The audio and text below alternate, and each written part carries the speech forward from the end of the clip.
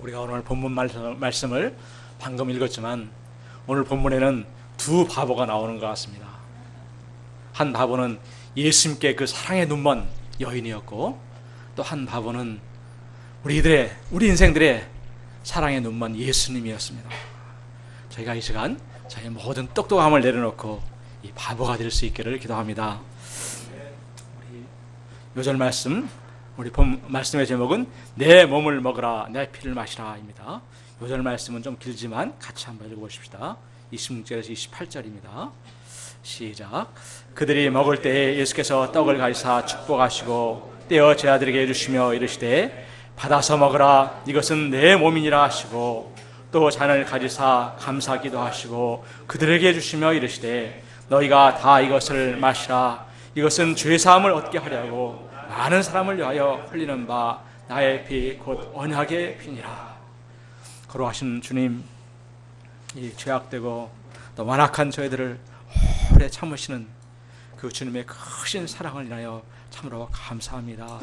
참 이 끝까지 사랑하시고 마지막에는 자신의 살과 피를 내어주신 그 주님의 사랑을 인하여 참으로 감사합니다. 이 시간 저희들에게 사랑의 눈먼 우리 예수님을 저희가 참 간절히 뵙기를 소원합니다. 저희의 마음을 예비하여 주셔서 이 주님의 음성을 통해서 저희가 이 예수님의 사랑을 심령히 영접할 수 있도록 도와주시고 주님의 그 말씀에 순종하여 사는 저희가 될 수 있기를 간절히 기도합니다. 제가 성령께서 저희와 함께하여 주십시오. 부장한 조건 감사하며 우리 주 예수 받들어 기도했습니다. 아멘. 요즘 시대의 화두는 웰빙인 것 같습니다. 항생제, 농약 없는 유기농 식품들이 마트마다 인기입니다. 또 취미활동으로 산에 가서 등산도 할 겸 약초를 캐는 사람들이 늘어나서 애지간한 산에는 또 수년된 약초 찾기가 힘들어졌다는 뉴스를 본 적이 있습니다. 그런가 하면 아예 도시 생활을 접고 농촌으로 귀농하는 가정들이 매해 늘고 있습니다. 이렇게 몸이 성해야 또 건강해야 행복도 누릴 수 있는 것처럼 영적으로도 건강해야 우리 주님이 주시는 귀한 하늘의 그 축복들을 누릴 수 있다고 생각이 됩니다. 예수님께서는 십자가를 지시기 전 최후 만찬에서 사랑하는 당신의 그 제자들에게 자신의 몸과 피를 나누어 주시고 이를 먹으라 마시라 고 하셨습니다. 이 시간 말씀을 통해서 그 안에 담긴 우리 주님의 그 마음과 영적인 비밀들을 살펴보고 마음으로부터 이 주님의 음성에 순종할 수 있기를 간절히 기도합니다. 파트 1, 향유를 쏟아부은 여인, 1절에서 13절입니다. 2절을 보십시오. 너희가 아는 바와 같이 이틀이 지나면 유월절이라 인자가 십자가에 못 박히기 위하여 팔리리라 말씀하셨습니다. 이는 네 번째 순환에 대한 예언으로 이틀 후에 팔려서 유월절 어린 양이 되셔서 십자가에 못 박히실 것을 아주 구체적으로 말씀하신 것입니다.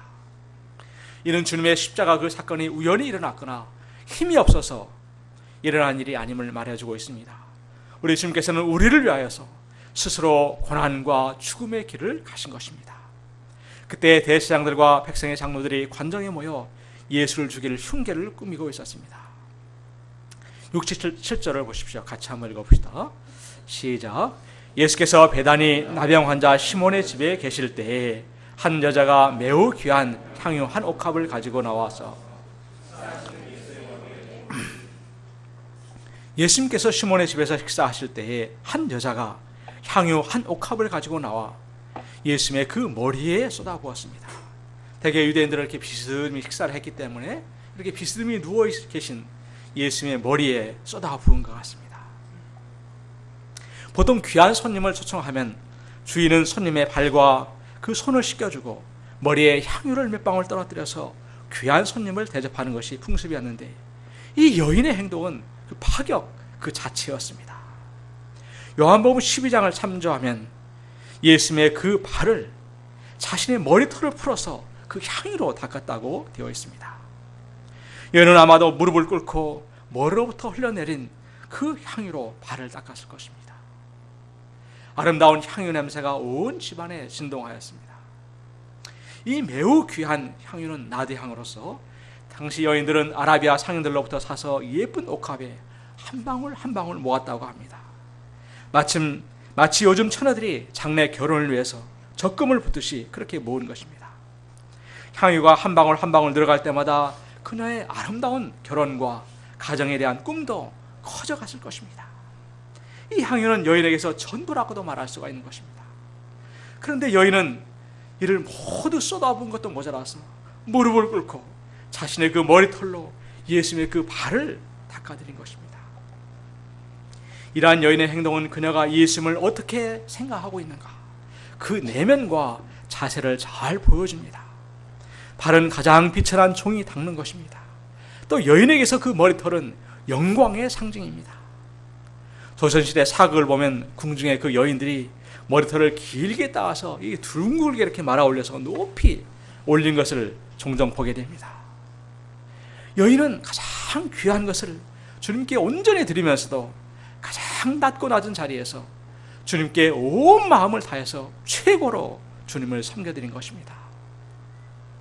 이는 여인이 예수님을 단순히 랍비 정도가 아니라 이 땅에 오신 하나님이요 로드로서 주로서 섬긴 것입니다. 누가복음 7장에서도 비슷한 향유 사건이 기록되어 있습니다.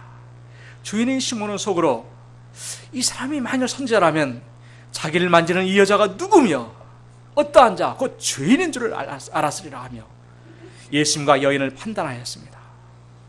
예수님이 이런 시몬의 생각을 곧 아시고 말씀하셨습니다. 이 여자를 보느냐? 내가 내 집에 들어올 때에 너는 내게 발 씻을 물도 주지 아니하였을 때 이 여자는 눈물로 내 발을 적시고 그 머리털을 닦았으며 너는 내게 입맞추지 아니하였을 때 그는 내가 들어올 때로부터 내 발에 입맞추기를 그치지 아니하였으며 너는 내 머리에 감람류도 붓지 아니하였을 때 그는 향유를 내 발에 부었느니라. 그러므로 내가 내게 말하노니 그의 많은 죄가 사여졌도다. 이는 그의 사랑함이 많음이라. 사함을 받은 일이 적은 자는 적게 사랑하느니라 말씀하셨습니다. 이 죄 많은 여인은 그녀를 그 깊은 어둠과 죄악의 수렁에서 건져내어 살려주신 그 주님의 은혜가 너무나도 크고 감사하였습니다. 이 죄사함의 은혜가 너무나 커서 그녀는 그녀의 모든 것을 다 드려서 이 예수님께 사랑과 감사를 표현한 것이요 왕의 왕께 그녀의 모든 진심을 담아서 경배를 드린 것입니다. 주님은 저의 사랑이시요 소망이요 저의 모든 것입니다. 신앙 고백을 한 것과 같습니다. 그런데 이런 여인의 행동에 제자들은 어떻게 반응했습니까? 요한복음 12장을 참고하면 가룟 유다는 이 향유를 어찌하여 300데나리에 팔아 가난한 자들에게 주지 아니하였느냐 하고 소리를 버럭 질렀습니다. 이 정신 나간 여자 같으니 이렇게 말했을 것입니다. 그는 방바닥에 그 방울방울 떨어 흘러내리는 그 비싼 향유가 너무나도 아까웠습니다. 8절에서 제자들이 보고 분개하여 이르되 무슨 의도로 이것을 허비하느냐 하며 여인을 몰아붙였습니다. 허비했다는 것은 극히 무가치하고 쓸데없는 일에 낭비했다는 것입니다. 유다와 제자들은 그 300데나리온, 요즘으로 하면 거의 3천만 원어치의 그 향유를 바닥에 그냥 내다 버린 것으로 생각하는 것입니다. 그들은 전혀 여인의 마음을 알지 못하였습니다. 그리고 자기들 것도 아닌데 난리를 치고 여인을 괴롭히고 있습니다. 요한복음 6장은 유다가 가난한 사람들을 생각하는 것이 아니라 돈께서 돈을 훔쳐가는 도둑이라고 코멘트하고 있습니다. 그런데 우리 주님께서는 무엇이라고 말씀하십니까? 10절에서 13절을 보십시오. 너희가 어찌하여 이 여자를 괴롭게 하느냐? 그가 내게 좋은 일을 하였느니라. 가난한 자들은 항상 너희와 함께 있거니와 나는 항상 함께 있지 아니하니라. 이 여자가 내 몸에 이 향유를 부은 것은 내 장례를 위하여 함이니라. 예수님은 이 여인이 내게 좋은 일을 하였다. She has done a beautiful thing 라고 말씀하셨습니다.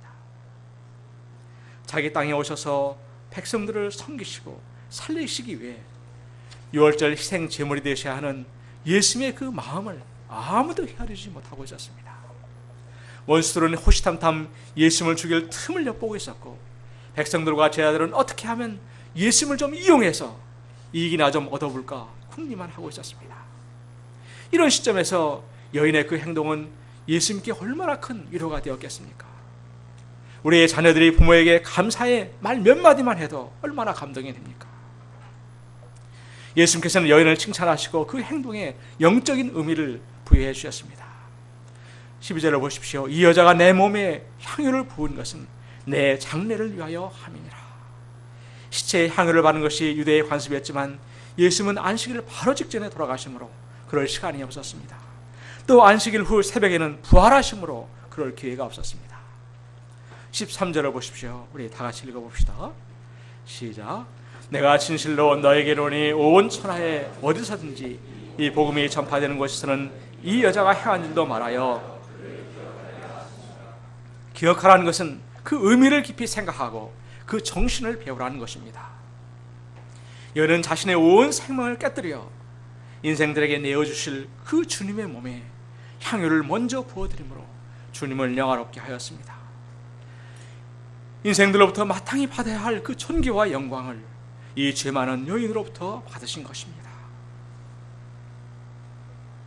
이 여인이 쏟아부은 그 향유의 향기는 우리 주님께서 겟세마네 동산에서 피땀 흘려 기도하실 때도, 조롱 받으시고 채찍질 당하실 때에도, 십자가에 매달려 고통하실 때도 아마 사라지지 않았을 것입니다.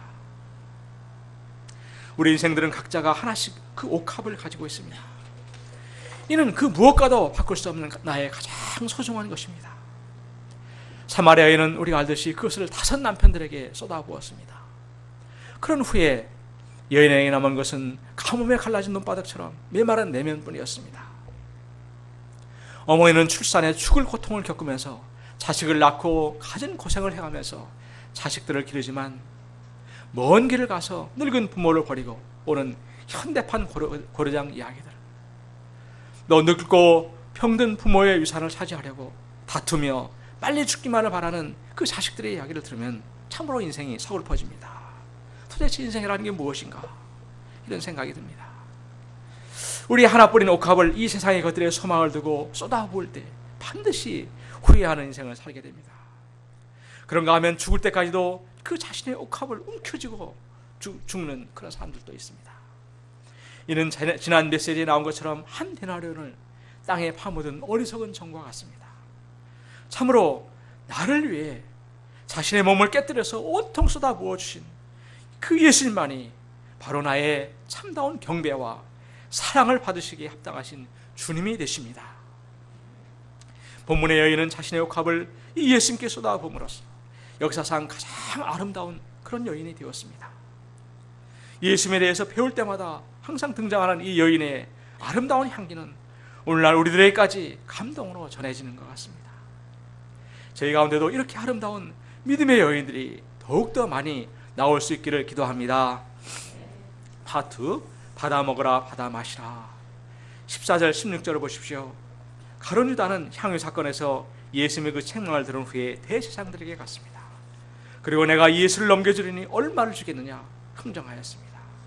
그러자 그들은 당시 노예 한 사람 값의 몸값인 은 30을 달아주었습니다. 이를 받은 유다는 그때부터 예수를 넘겨줄 기회를 호시탐탐 노렸습니다. 예수님께서는 체포당하시기 전날 밤 이제 마지막 6월절 만찬을 제자들과 함께 드시기를 원하셨습니다. 20절 21절을 보십시오.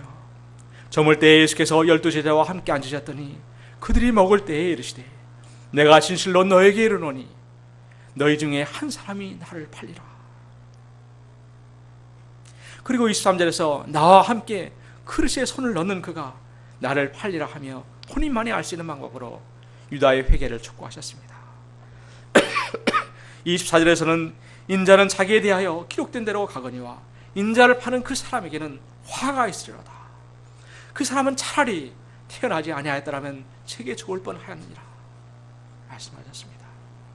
예수님께서는 마지막까지 가룟 유다를 포기하지 않으시고 도우셔서 그가 진심으로 회개하기를 바라셨습니다. 그러나 그의 반응은 어떠했습니까? 11제자들이 몹시 근심하고 두려워하며 주여 나는 아니지요 이렇게 하였을 때 그도 랍비여 저는 아니지요 나는 아니지요 이렇게 말했습니다. 그는 끝까지 얼굴에 설판을 깔고 그 예수님을 깔아뭉갰습니다. 이런 가룟 유다의 그 완악함과 뻔뻔함을 우리가 어떻게 설명할 수 있을까요? 그가 왜 이렇게 되어버린 것일까요? 예수님과 뜻이 안 맞으면 그냥 따라가면 되었지 왜 이렇게 은혜를 입고도 은혜를 악으로 갚는 것일까요? 그는 아마도 예수님께 받은 바 은혜는 다 까먹어버리고 예수님께 대한 원망과 분노가 있었던 것 같습니다. 그는 처음에는 예수로 말미암아 자신의 심각한 죄 문제, 인생 문제를 해결받고 기쁨과 감사로 제자의 새 인생을 출발했을 것입니다. 그리고 놀라운 기적을 행하시는 예수를 보면서 이 예수만 따라가면 내 인생도 활짝 피어날 것을 기대했을 것입니다. 그러나 예수님께서 고난과 죽으심을 말씀하시자 그는 크게 실망하였을 것입니다. 힘이 정의인 로마 치하에서 예수님은 그저 가난하고 착한 목자, 어리석은 시골 목자로 그렇게밖에 보이질 않았던 것 같습니다. 그는 무엇보다도 권력보다도 더 강한 돈 맛을 알았습니다. 그리고 그는 아마 이렇게 말했을 것입니다. 내가 정신 나갔지. 예루살렘 출신인 내가 이 돈 한 푼 벌지 못하고 이 가난한 갈릴리 촌놈들하고 3년이나 허송세월하다니. 이런 생각을 하게 되자 손의 의식과 함께 예수님께 대한 원망이 쏟아질 것입니다. 향유 사건으로 책망을 받은 그는 마지막으로 이 스승을 팔아서라도 돈을 좀 챙겨보고자 하였습니다. 그러나 막상 팔아넘기고 나자 자신이 무지한 피를 팔았다는 그 양심의 가책으로 견딜 수가 없어서 목을 매 자살해버리고 말입니다. 이런 우스갯말이 있습니다. 천국에 갔더니 이 땅에 살 동안 사랑을 나누며 산 사람들에게는 그 금메달을, 또 사랑을 받으며 산 사람들은 은메달을, 사랑을 기다리며 산 사람들은 동메달을 걸고 있다는 것입니다. 그런데 사랑을 잊어버리고 가룟 유다처럼 사랑을 배신한 사람들은 목메달이라고 합니다. 사단은 우리가 받은 바 1000가지 은혜를 다 잊어버리게 하고 그 한두 가지 서운한 것을 꼬투리로 하나님과 사람들을 원망케 하고 넘어뜨리고 결국은 파멸에 이르게 합니다. 이는 사탄이 에덴 동산에서부터 하와를 넘어뜨릴 때부터 쓰던 그런 수법이었습니다. 저희가 원망과 불평은 그 생각에서부터 싹을 잘라버려야 되겠습니다. 왜냐하면 저희가 죽음에서 생명으로 옮겨지는 그런 은혜를 입었기 때문입니다. 26절을 보십시오. 우리 같이 한번 읽어봅시다. 시작. 그들이 먹을 때에 예수께서 떡을 가지사 축복하시고 떼어 제자들에게 주시며 이르시되 받아서 먹으라. 이것은 내 몸이니라 하시고.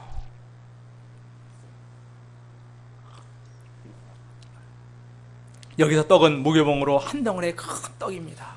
떼어 주셨다는 것은 영문 표현으로 broke it, 부셔서 주셨다고 되어 있습니다. 예수님께서 이것이 내 몸이라 하시며 주신 것은 자신의 몸을 이와 같이 부셔뜨리셔서 주실 것을 말씀하신 것입니다. 우리 인생들은 먹어야만 살 수 있는 존재입니다. 육의 양식은 우리의 육체의 생명을 유지해주고 살아갈 힘과 에너지를 공급해줍니다. 그런데 음식은 아무리 고급 상어 지느러미 요리를 먹고 자라 영몽탕을 먹어도 늙고 죽는 것은 피할 수가 없습니다. 뷔페에 가서 한꺼번에 너무 많이 먹으면 오히려 기분이 나빠지기도 합니다. 무엇보다 사람은 짐승과 달리 영혼의 존재이기 때문에 그 마음과 영혼에 만족이 있어야만 살아갈 수 있는 그런 존재입니다.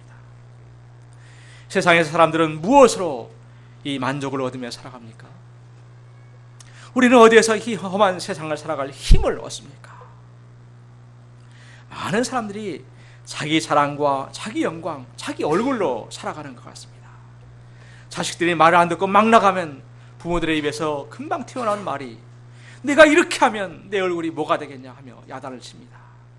체면이 중요한 우리 한국인들의 모습입니다.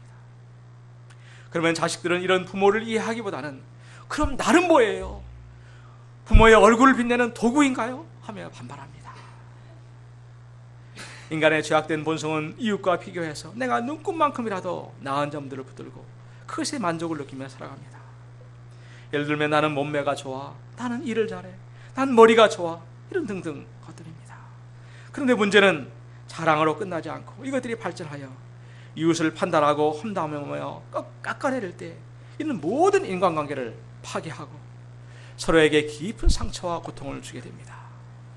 우리가 항상 기억해야 할 것이 손가락으로 이 바보야! 상대방을 가리키면 이 세 개의 손가락이 나를 가리키고 있다는 것 사실입니다. 또 사람들은 자기의 소유를 자랑하며 그것을 의지하여 살아갑니다. 현재 내가 가진 건강이나 재능, 물질들을 의지해서 살아갑니다.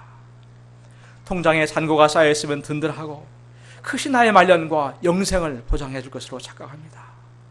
그러나 S그룹의 회장을 보십시오. 72세에 많지 않은 나이에 지금까지 혼수 상태 가운데 그가 있는 것은 물질이 부족해서입니까? 또 청년들은 마음에 드는 남친, 여친을 만나 사랑을 주고받으면 행복해질 것이라고 생각합니다. 그러나 가까이 다가갈수록 고슴도치처럼 죄의 가시로 서로를 찌르게 됩니다. 결코 하나가 될 수 없는 죄인들인 것을 발견하게 됩니다. 또 요즘 시대는 인터넷의 발달로 게임과 환타지 소설들, 음란물에서 말초적인 즐거움을 얻고자 합니다. 이 모든 것들은 세상의 양식이라고 말할 수 있습니다. 이런 것들은 결코 우리에게 참다운 만족과 기쁨을 주지 못합니다. 우리는 이에 절망하고 주님 앞에 나왔습니다. 우리 주님께서는 십자가에서 그 몸을 떼어서 우리에게 나눠주시면서 받아 먹으라 말씀하십니다. 요한복음에서는 내 살은 참된 양식이요 내 피는 참된 음료로다 말씀하셨습니다. 이 살은 죄를 범하고 등을 돌린 인생들을 위해서 우리 하나님께서 수천 년 동안 준비하신 양식입니다. 흠없는 그 자신의 그 아들을 우리를 위한 희생제물로 삼으셨기 때문에 이 살은 우리를 죄와 사망에서 건져내서 영원한 생명을 줄 수 있는 그런 양식입니다. 신시황의 불로초가 또 100년 묵은 산삼이나 최첨단 줄기세포가 영생을 주는 것이 아닙니다. 바로 이 주님의 그 살이 우리에게 영생을 줍니다. 요한복음 6장 50절은 말합니다. 같이 한번 읽어볼까요? 6장 내 살을 먹고 내 피를 마신 자는 영생을 가졌고 마지막 날에 내가 그를 다시 살리리니 예수님께서는 약속하셨습니다. 이 주님의 그 살에는 세상에서 굶주린 우리가 진정으로 만족과 기쁨을 누릴 수 있는 그 은혜와 감동이 있습니다. 우리가 여름상의 3박 4일 그 빡센 스케줄 속에서도 얼굴이 달덩이처럼 빛이 나고 밥을 많이 먹지 않아도 마음과 영혼이 풍성하고 배부른 이유는 바로 우리 주님의 그 살과 피가 주는 그 은혜와 감동이 있기 때문입니다. 그렇지 않습니까? 이 주님의 살을 받아먹는 제자들은 어떤 사람이었습니까? 예수님을 정말로 사랑하는 신실한 제자들이었습니까? 아니었습니다. 그들은 세상의 성공과 야망을 끝까지 포기하지 못하였습니다. 자기 영광 때문에 길가에서도 서로 누가 크냐 다투었고, 마태복음 18장 1절에서는 천국에서는 누가 큽니까? 예수님께 직접 나아가 물었습니다. 심지어 수제자 베드로를 도저히 이길 수 없을 것 같으니까 야고보와 요한은 이종사촌이라는 그 친척 관계를 이용해서 치맛바람으로 청탁을 넣기도 하였습니다. 이를 한 제자들은 분노하며 씩씩거렸습니다. 이렇게 예수님을 따르면서도 여전히 세상 영광으로 양식을 삼고 살아가는 제자들에게 예수님은 최후로 자신의 그 몸을 내어주셨습니다. 받아서 먹으라, 이것이 내 몸이니라. 이는 앞으로는 세상에 썩을 양식으로 살지 말고 내 몸을 참다운 양식으로 삼고 살아가라고 말씀하신 것입니다. 우주 만물을 창조하신 그 하나님께서 온 우주보다 더 귀한 독생자의 생명을 희생하여 쏟아부어 주신 그 사랑으로 살아가라는 것입니다. 그 하나뿐인 그 아들을 아끼지 않으시고 내어주심으로 이처럼 사랑하셨는데 이 하나님께서 우리에게 그 세상에 그 어떤 것을 아끼시겠습니까? 로마서 8장 32절을 같이 한번 읽어보시겠습니다. 시작. 자기 아들을 아끼지 아니하시고 우리 모든 사람을 위하여 내주시니까 어찌 그 아들과 함께 모든 것을 우리에게 주시지 아니하시겠느냐. 영어로도 한번 읽어보시겠습니다. 우리 좀 발음이 어려우니까 우리 석치 한번 읽어봐 주실래요? 크게 한번 읽어봐 주시기 바랍니다.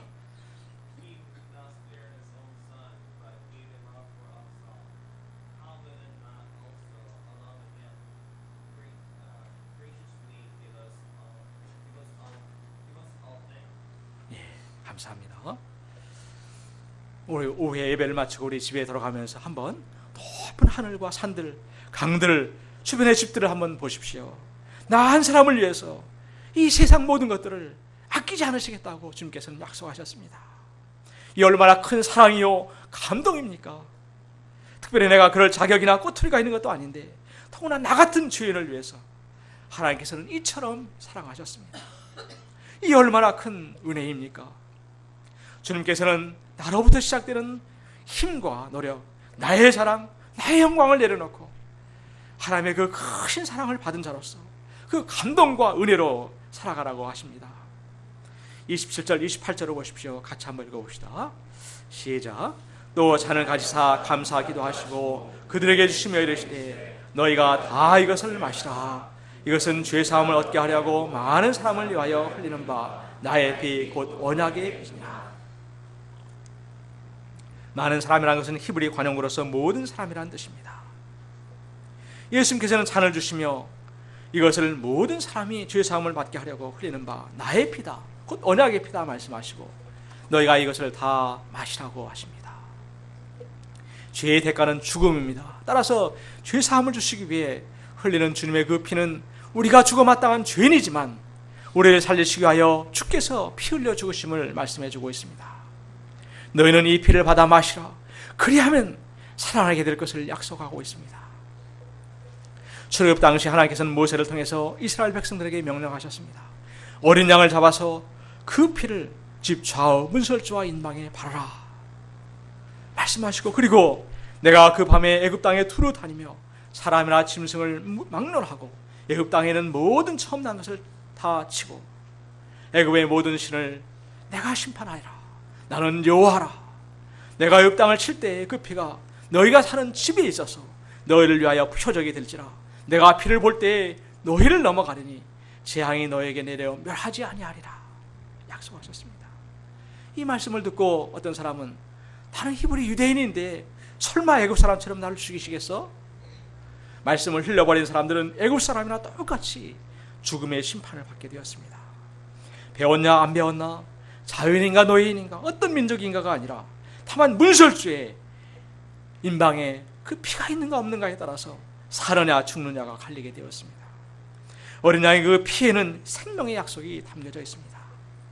이스라엘 민족도 애굽인들처럼 50보 100보 죄로 마땅히 죽어야 할 죄인들이었지만 어린 양의 피의 그 희생으로 죽음의 심판을 면하고 노예 생활에서 해방되게 되었습니다. 이제 예수님께서는 자신이 직접 유월절 어린 양이 되셔서 그 피를 받아 마시라고 합니다. 받아 마셔서 그 피가 내 마음에 발라질 때 죄사함을 얻고 죽음을 면할 수가 있습니다.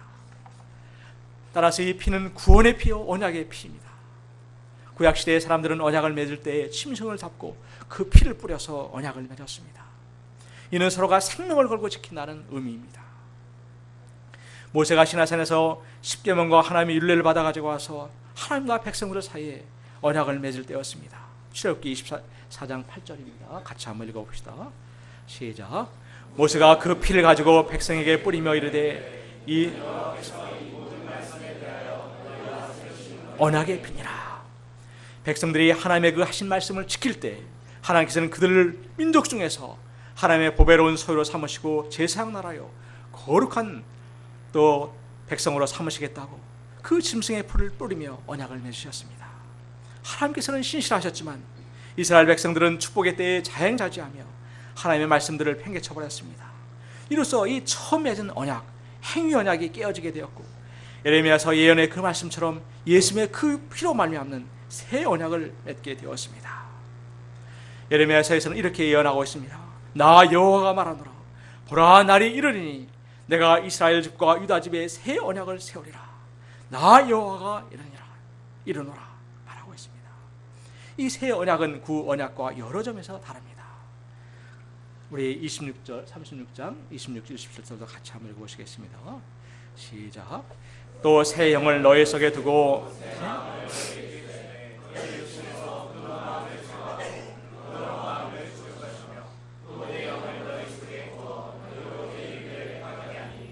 너희가 내 율례를 지켜 구 언약이 율법의 모두를 지켜라. 그리하면 구원하겠다는 행위 언약이라면 새 언약은 예수님의 그 피를 인하여 모든 죄를 사함받고 그 은혜와 사랑에 감사하여 성령의 인도하신 가운데 하나님의 법을 지키게 하는 은혜의 언약이라고 말할 수 있습니다. 우리가 율법을 지켜보고자 치열하게 투쟁해보지만 나는 안 돼 하고 주저앉을 수밖에 없습니다. 이 좌절과 절망 속에서 우리는 비로소 십자가의 그 주님과 그 피의 언약, 새 언약을 간절히 바라게 됩니다. 이 예수님의 그 피를 마시고 진실로 믿을 때 죄사함의 은혜를 받게 되고 우리는 새롭게 거듭나게 됩니다. 성령께서 찾아오셔서 우리와 동행하게 해주시고 나를 이끌어 가셔서 그 율법의 요구를 이루어가게 하십니다. 우리를 변화시키셔서 그리스도의 장성한 분량에 이르게 하십니다. 이것을 마시라. 이것은 죄사함을 얻게 하려고 많은 사람을 위하여 흘리는 바 나의 피 곧 언약의 피니라. 이제 우리가 할 일은 주님께서 세우신 그 새 언약을 믿음으로 받고 구원을 이루고 하실 그 예수님을 바라보는 것입니다. 설마 그런 피가 그런 효력이 있겠어? 하고 의심하는 분이 있을지 모르겠습니다. 성경은 이런 우리들의 마음을 아시고 히브리서 9장 12, 14절에서 이렇게 미리 가르쳐주고 계십니다. 현대어 성경입니다. 제가 여러분이 한 절씩 한번 교독해 보도록 하겠습니다. 그리스도께서 단 한 번 안쪽에 있는 시성소에 들어가 피를 뿌리셨습니다. 그 피는 염소나 송아지의 피가 아닙니다. 그리스도께서 자신의 피를 흘리셔서 그 피로 몸소 우리에게 영원한 구원을 보증해 주신 것입니다.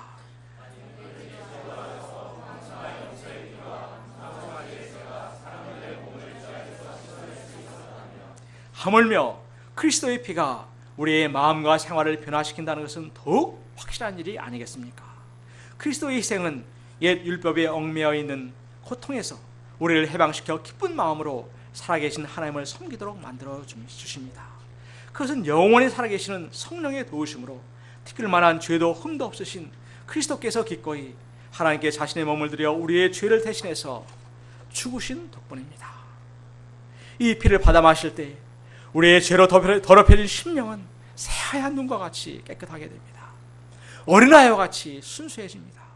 모든 두려움이 또 심판의 그 두려움이 사라지고 잔잔한 호소와 같은 하늘의 평안이 임하게 됩니다. 뭔가를 하지 않으면 불안하고 초조한 그 현대인의 강박증도 사라지게 됩니다. 나의 죄를 사하신 주님, 그 피로 목숨을 버려 나의 모든 더러움과 죄를 씻어주시고 독생자를 아끼지 않으신 그 하나님의 사랑을 생각할 때 굳이 옆 사람과 나를 비교할 이유가 없습니다. 저는 세상에서 많은 실패를 맛보았습니다. 열심히 살았지만 저의 능력의 한계 앞에서 잘하는 사람들, 가진 사람들을 보면 주눅이 들고 못하는 또 가진 게 없는 자신을 보면 주눅이 들었습니다. 또 저보다 못하는 사람들을 보면 자신도 모르게 무시하고 그것으로 마음의 위안을 삼고 살아왔던 것 같습니다. 주님을 만나고 사랑하였지만 하나님 안에서도 무언가 세상보다도 또 남보다 더 잘해야만 영향력을 끼칠 수 있다는 강박관념으로 쉼없이 무언가에 쫓기듯 지난 날을 살아왔던 것을 발견하게 됩니다. 잘해서 인정을 받으면 좋고 최소한 창피는 당해서는 안 된다는 그런 세상의 평가와 인정이 저의 양식이었던 것 같습니다. 또 안목의 성욕에 눈이 돌아가는 추한 죄인이었습니다. 이런 죄인에게 우리 주님께서는 이제는 참으로 양식을 바꾸라고 명령하십니다. 내 몸을 내 살을 받아 먹으라, 내 피를 마시라고 하십니다. 제가 여기에 담긴 우리 주님의 그 생명을 다한 그 사랑을 발견하고 순종하겠습니다. 제 안에 찾아오신 그 성령님의 인도함을 쫓아 살고자 합니다. 결론입니다. 우리 주님께서 주시는 참된 양식, 참된 음료인 살과 피를 우리가 받아 먹을 때 우리는 세상이 결코 가질 수 없는 하늘의 축복들을 받아 누릴 수 있게 됩니다. 참된 겸손과 참된 사랑과 하늘에서부터 오는 강같은 평화와 위로부터 오는 신령한 기쁨과 무한한 자유를 맛볼 수 있습니다. 하나님을 배울 수 있는 그 청결함과 죄악에 맞설 수 있는 참된 용기를 가질 수 있습니다. 이 세상 너머에 실제하는 영생에 대한 소망을 우리는 가질 수 있습니다. 우리가 먼저 이를 받아 누릴 때 어둠 속에서 방황하고 고통하는 세상에 대해서, 양들에 대해서 와보라 자신 있게 초청할 수 있습니다.